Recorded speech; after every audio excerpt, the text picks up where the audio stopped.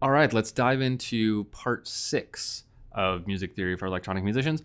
In this section, we're going to talk about the 4th and the 6th, and we're going to kind of talk about those together because they're related.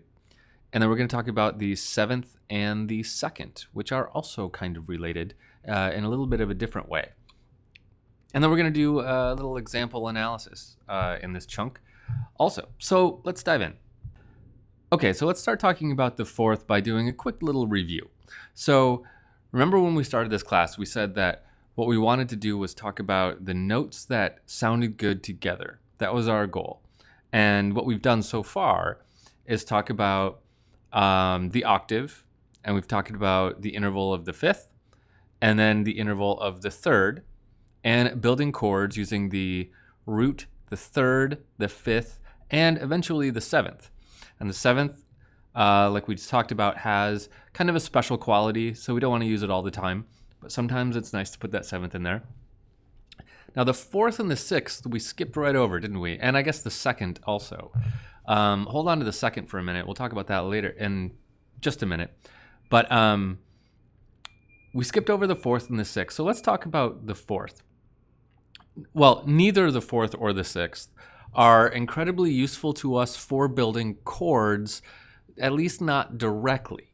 We don't build chords with the 4th, right? Let me put my scale back up here.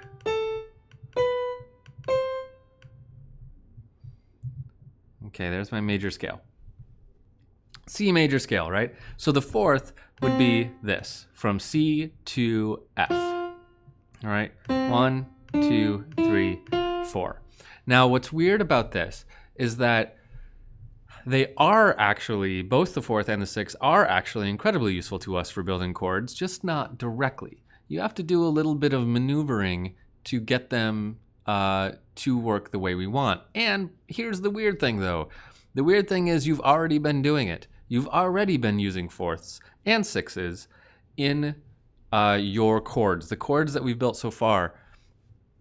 Because when we talked about inversions, I kind of snuck in there some 4ths and some 6ths, and you didn't even notice. So let me point that out now, how that works. So let's go back to the 5th for a minute. So remember, the 5th is going to be here. So this is the interval of a 5th, right? Just humor me for a second, and let's count half steps. 1, 2, 3, 4, 5, 6, 7, 8. 8 half steps, including the bottom and top notes, okay? So when we do an inversion, we generate not only the inversion of the chord, but each interval, every interval that we've talked about so far, has an inversion. You can think of it kind of like it's opposite. Like it's, what's the word? It's evil twin. Let's think of it as its evil twin. That's kind of a weird thing to think about, but that's okay. So every interval has an evil twin. It's inversion.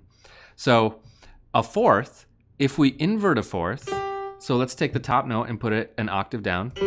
So still G to C, but let's count half steps now. 1, 2, 3, 4, 5, 6. Not 8.